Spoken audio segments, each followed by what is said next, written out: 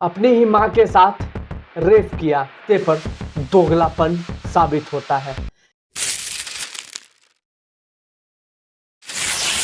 घर वो मंदिर जिसे सबसे सुरक्षित कहा जाता है, जहां बेटियां, बहनें और माएं खुद को महफूज साबित करती हैं। लेकिन अगर वही घर औरत के लिए सबसे बड़ा खतरा बन जाए तो आखिरकार क्या साबित होता है? अगर वही बेटा जिसे मां ने अपनी कोख में जन्म दिया हो, वही उसका सबसे बड़ा दुश्मन बन जाए तो क्या होगा? यह खबर पूरी तरीके से मां और बेटे के रिश्ते को तार तार साबित करता है। यह खबर पूरी तरीके से मां और बेटे के रिश्ते पर कलंक साबित होता है। यह खबर मां और बेटे की उस पवित्र रिश्ते को तार तार करता है। यह खबर जब आपको सुनाऊंगा तो आपके भी रोंगटे खड़े हो जाएंगे और आप भी सोचने पे मजबूर हो जाएंगे। ये खबर पूरी तरीके से इस रिश्ते पर दोगलापन साबित होता है। दिल्ली में एक बेटे ने अपनी ही मां के साथ रेप किया। अब सोचिए, जब मां तक सुरक्षित नहीं है तो इस समाज में कौन सी औरत अपने आप को सुरक्षित समझेगी? क्या यही है वो भारत जहां नारी को देवी का दर्जा दिया जाता है? या फिर यही है वो भारत जहां हर दिन औरतों की इज्जत को रौंदा जाता है और समाज चुप रहता है? दिल्ली से आई इस घटना ने पूरे देश को हिलाकर रख दिया है। रिश्ते का वो पवित्र बंधन जिसे मां और बेटे के बीच सबसे मजबूत माना जाता है, वही यहां खोखला साबित हो गया। आरोपी का साफ तौर पर यह आरोप था कि मां कुछ गलत कर रही थी, यानी किसी और से उसका अफेयर था। यह बात उसने पिताजी से कहा था, लेकिन मां नहीं मानी। बेटा मां को ले गया रूम में और उसके साथ मारपीट की, उसके साथ लड़ाई की और उस दरिंदगी को अंजाम दिया। इसके बाद मां ने इस आप बीती को कहीं नहीं बताया कि बदनामी होगी। उसके बाद फिर दोबारा इसी घटना को अंजाम दिया जाता है। मां हिम्मत करके किसी तरीके से पुलिस में ये केस दर्ज कराती है और सारी चीजें बताने लगती है। लोग कहेंगे यह एक अपवाद है, लेकिन हकीकत यह है कि यह अपवाद नहीं बल्कि एक बड़ा पैटर्न साबित होता है। सबसे डरावनी बात यह है, 95% मामलों में अपराधी कोई अजनबी नहीं बल्कि कोई अपना ही होता है, यानी दोस्त, रिश्तेदार, पड़ोसी या फिर अपने घर का ही कोई सदस्य। जरा सा सोच के देखिए, घर जो सुरक्षा का सबसे बड़ा दीवार माना जाता है, वही सबसे बड़ा असुरक्षा बन जाए। क्या यह हमारी प्रगति है? हमारा समाज किस ओर जा रहा है? हमारे समाज में हमेशा यही कहा गया, बेटियां देर रात बाहर मत निकलो, कपड़े ढके रहो, हंसकर मत बोलो, अपनी इज्जत बचा कर रखो। लेकिन सवाल यह है, जब खतरा घर के भीतर ही आ रहा है तब बेटियां किससे बचेंगी? असल समस्या औरत के पहनावे या उसके घर से बाहर निकलने की बिल्कुल भी नहीं है।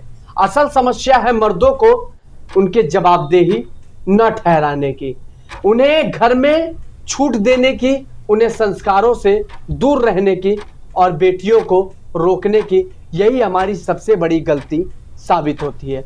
आज बेटियां चुप कराई जाती हैं, लेकिन बेटों से कोई सवाल नहीं किया जाता और यही वजह है समाज में हैवानियत पैदा होती जा रही है।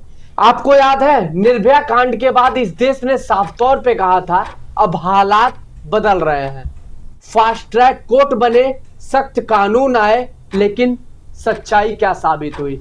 भारत में बलात्कार के मामले की सजा दर 30% से भी कम हुई, यानी 10 में से 7 अपराधी बच जाते हैं। जब अपराधियों को पता है कि उनके बचने की संभावना ज्यादा है तो वो डर किस बात की होगी? यही वजह है कि उनके हौसले बुलंद होते हैं। आज भी पीड़ितों को बार बार पुलिस थाने की अदालत अपनी इज्जत उजागर करनी पड़ती है। आज भी समाज उसी पर सवाल उठाता है। राजनेता सिर्फ नारे लगाते हैं, बेटी बचाओ, बेटी पढ़ाओ, लेकिन सच ये है कि बेटियां आज भी असुरक्षित हैं। हर बार जब कोई ऐसा घटना होता है, समाज कहता है शर्मनाक, मोमबत्ती लेकर मार्च निकाला जाता है, सोशल मीडिया पर हैशटैग ट्रेंड करता है, फिर लोग भूल के अपने घर में सो जाते हैं। सबसे बड़ा अपराध चुप्पी है। परिवार अपने ही बच्चे को रिपोर्ट दर्ज कराने से रोकता है। बेटियों से कहा जाता है मत बोलो, घर की इज्जत खराब होगी, और यही चुप्पी अपराधियों को ताकत देता है। जब तक ये चुप्पी नहीं टूटेगी तब तक माँ, बेटियां, बहनें और कोई सुरक्षित इस समाज में नहीं बचेगा। जब बेटा अपनी ही माँ की इज्जत छीन लेता है तो यह केवल अपराधी नहीं, ये पूरे समाज की परवरिश की असफलता साबित होती है। हमने बेटों को मर्दानगी के नाम पर छूट दी है, नशे में नजरअंदाज किया, गलत आदतों को अनदेखा किया। बेटी से कहा इज्जत संभालो, लेकिन बेटे कभी नहीं पूछा कि तू दूसरों की इज्जत आखिरकार क्यों नहीं संभाल सकता। आज समाज उसी गलती का नतीजा भुगत रहा है। अगर बेटों को सही संस्कार मिलते तो दिल्ली की इस माँ की इज्जत कभी न लुटी होती। हर सरकार कहती है महिलाओं की सुरक्षा हमारी प्राथमिकता है, लेकिन सच्चाई क्या है? पुलिस स्टेशन में केस दर्ज कराने में आज भी बड़ी मुश्किल होती है।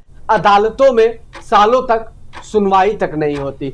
दोषियों को राजनीति संरक्षण मिल जाता है। क्या नारे लगाने से बेटियां सुरक्षित रहेंगी? क्या पोस्टर लगाने से रेप रुक जाएगा? क्या मोमबत्तियां जलाने से अपराधी डर जाएंगे?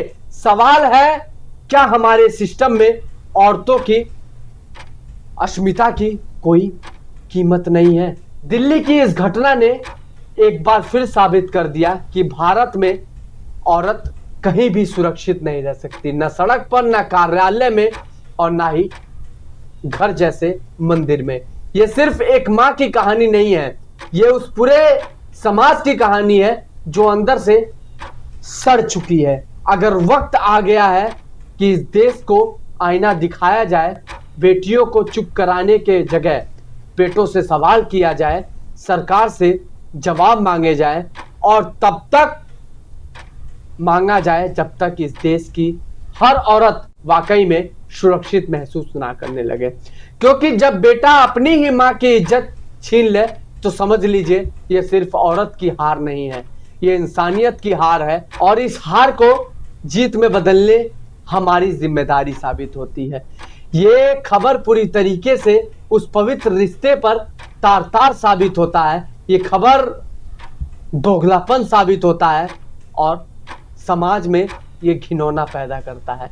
आखिरकार इस तरीके से उस माँ पर गंदी नजर कौन डाल सकता है जिस कोख से उस बेटे ने पैदा लिया हो?